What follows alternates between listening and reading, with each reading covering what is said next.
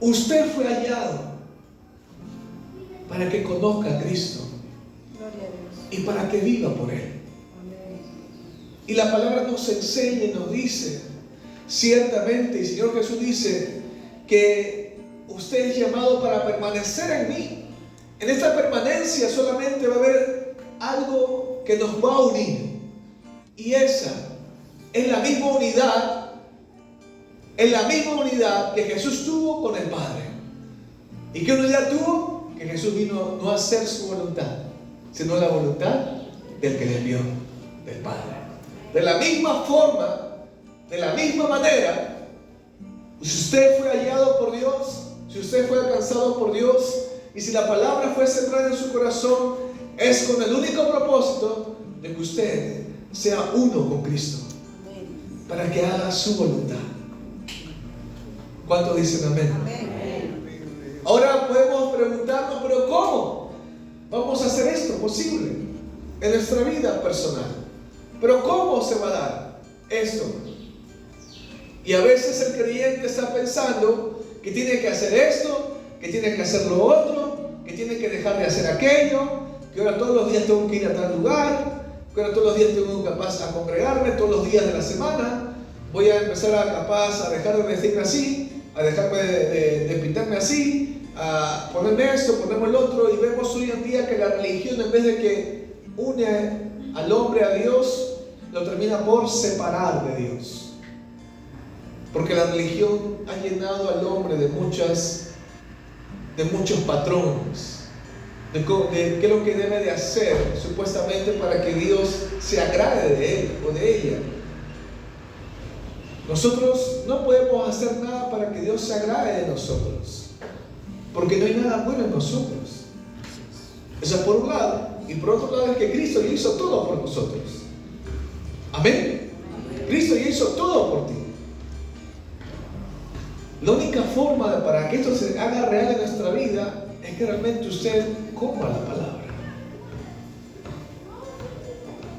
Se dé el tiempo de meditar en la palabra del Señor. Se dé el tiempo de estudiar la palabra de Dios. Se dé el tiempo de desglosar la palabra.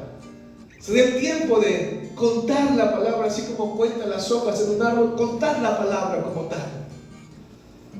Y ciertamente Dios lo que ha prometido lo va a cumplir en su vida. ¿Qué cosa ha prometido? Ciertamente ha prometido que su Hijo va a ser formado en su corazón, que Cristo es formado en usted. Y la idea es que el Señor Jesucristo, que mora en nosotros, crezca de tal forma que transforme nuestra vida y cambie nuestra manera de ver esta vida, y cambie nuestra manera de pensar, y cambie nuestra forma de caminar, y cambie nuestra forma de hacer las cosas, y cambie nuestra manera de decidir en esta vida personal que tenemos. Porque Dios no es un Dios de domingos. Dios no es un Dios solamente de iglesia. Dios es un Dios en tu trabajo. Dios es un Dios en tus finanzas. Dios es un Dios en tu familia. Dios es un Dios en tus estudios. Dios es un Dios que engloba todo de tu vida. Y Dios está interesado en que ciertamente usted aprenda a ver esta vida conforme su palabra.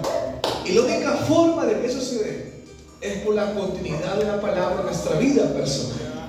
Porque la fe viene por el oír, y el oír por la palabra de Dios. Entonces la palabra nos enseña esto, esta verdad, o en su vida personal.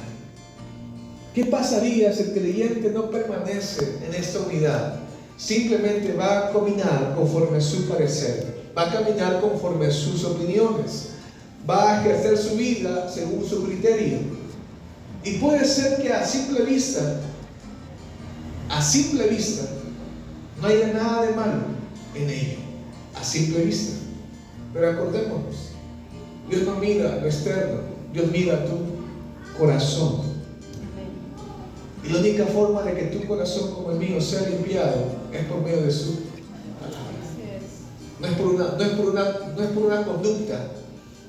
Yo me porté mal la semana pasada. En esta semana, bueno, me he portado bien, he compartido mis cosas, he regalado aquí, he regalado allá, he ido todos los domingos bien temprano a limpiar todo bien bonito, he hecho las cosas aquí y allá. Creo que estoy bien, pero no hay palabra en su vida. No hay palabra en su corazón. El hombre tiene la tendencia de ser llevado por lo que está viendo, tanto en los demás como en sí mismo. Es por eso que hay cosas ocultas y escondidas que tú y yo no conocemos. Esas cosas ocultas solamente la palabra te va a mostrar lo que hay en tu corazón, con el único propósito de que Dios se glorifique en tu vida, de que Dios haga esa obra de santificarte, de purificarte, porque para eso Dios te ha llamado. Amén. La palabra del Señor nos enseña que cuando hablamos de permanencia, ciertamente está hablando de una unidad. Y cuando leemos este versículo, es algo inevitable que el versículo de Juan, capítulo 15, salte a nuestra vida. Y nos dice, al versículo 15, el versículo 4, dice: permaneced en mí y yo en vosotros. Como el pámpano no puede llevar fruto por sí mismo, si no permanece en la vid, así tampoco ustedes, si no permanecen en mí. Yo soy la vid, vosotros los pámpanos.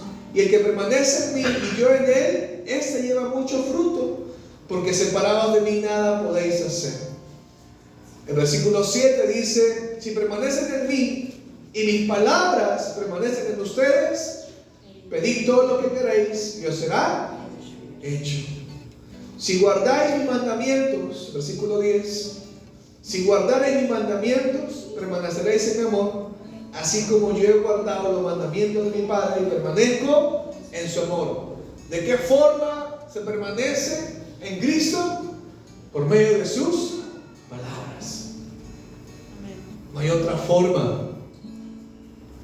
¿De qué sirve aunque suena duro lo que voy a decir, aunque suena fuerte a veces y ofensivo lo que estoy hablando, pero de qué sirve, hermanos, si nosotros vamos a hacer esto, aquello, podemos hacer muchas cosas,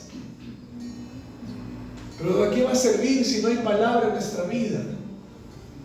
¿De qué puede ser útil para Dios tener capaz muchas más sillas, otros locales más grandes, hacer muchas cosas, venir todos los días acá y capaz alabar al Señor y capaz reunirnos y compartir una palabra? Si Dios es un Dios, y gloria a Dios por eso, pero Dios es un Dios personal, porque Dios llamó a Abraham, no llamó a una multitud. Dios habló con Moisés, Dios llamó a Jacob, Dios trató un corazón, David, Daniel, y podemos mencionar muchos personajes que Dios llamó por nombre. Y Dios te llamó por nombre. Dios te llamó por tu nombre. Y Dios te llamó ciertamente para que tú seas transformado. Y tú seas transformada. Pero la única forma es por medio de su palabra. Y esto lo dice en Juan 15. No podemos hacer nada sin Cristo. Y cuando hablamos sin Cristo, estamos hablando sin su palabra en nuestra vida. Ciertamente, Dios nos ha llamado a que aprendamos a depender de Él. Y la única forma de aprender a depender de Dios es cuando también reconozco la necesidad de depender de Él en mi vida personal. ¿Y cómo voy a reconocer esta necesidad? Cuando empiezo a reconocer mi condición espiritual por medio de la palabra.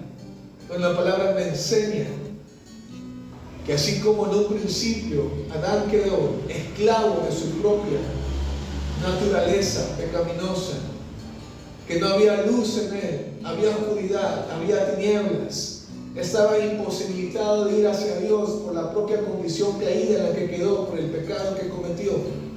Así como la palabra me dice, por ejemplo, que Caín, en vez de presentar una ofrenda conforme a lo que Dios había establecido, que era sacrificar un animal por sus pecados en ofrenda a Dios. Él quiso hacer lo que a él le pareció que estaba bien y simplemente acogió frutos de la tierra y lo presentó a Dios, diciendo en pocas palabras: esto es lo que yo te doy y lo que te puedo dar. Confórmate con esto, Dios. Y Dios va y le dice a Caín: ¿qué es lo que haces, Caín? ¿Por qué cambió tu actitud? ¿Por qué cambió tu semblante? Si bien hicieres, no serás enaltecido, Caín.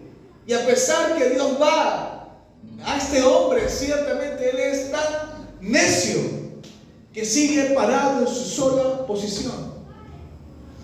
De tal forma de que él es movido por la ira y por el odio, a tal punto que mata a su hermano Abel. Pero todo se inició, ¿cómo? Por el simple hecho de que él no obedeció lo que Dios había establecido. Y la palabra nos dice que que Caín mató a su hermano porque sus obras de Caín eran malas. Y todo lo que hay en hombre es malo. Por eso Dios vino a rescatarnos, para que mediante su palabra, mediante la obra que Dios hace en nosotros, caminemos en una nueva vida o en vida nueva, para cumplir el propósito por el cual Dios te ha llamado. Y en esa línea de propósito, en esa línea, ciertamente Dios se va a encargar de suplir lo que tú estás necesitando. Dios va a suplir lo que tú estás necesitando en tu vida natural. Pero lo primero debe ser la palabra. Primero debes de cuidar este alimento espiritual. Que no se desvanece. Este alimento espiritual que no se pierde. Este alimento espiritual que ciertamente prevalece. Trabajad, dice Jesús, no por la comida que perece, sino por la comida que vida eterna permanece. Dice: trabajad por esto, esfuérzate por esto, desvélate por esto, desvélate por conocerme, esfuérzate por conocerme. Pero a veces simplemente nos cuesta ir a la palabra. Estamos distraídos, desenfocados, afanados por las cosas que estamos necesitando o por las cosas que no están marchando como nosotros queremos que marchen.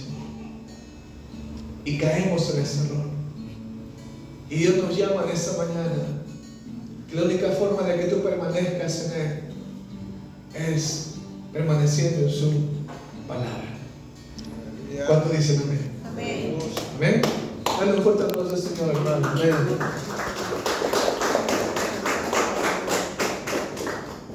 Y la palabra nos dice en Juan 15, versículo 16, nos dice así, para acabar: no me elegisteis vosotros a mí, sino que yo os elegí a vosotros, y os he puesto para que vayáis y llevéis fruto, y vuestro fruto permanezca, para que todo lo que pidierais al Padre en mi nombre, Él os lo dé. Un corazón donde la palabra abunda, ciertamente va a levantar una oración conforme a la voluntad de Dios.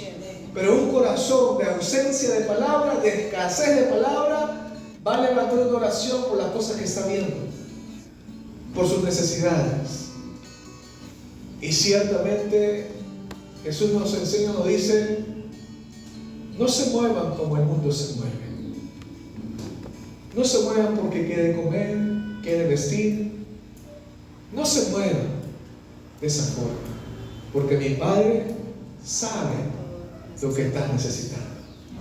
Más bien, primeramente, buscar el reino de Dios y su justicia, y las demás cosas vendrán. Y la única forma de estar librados para no caer y abrazar solamente la añadidura es conociendo de dónde proviene esa añadidura. Amén.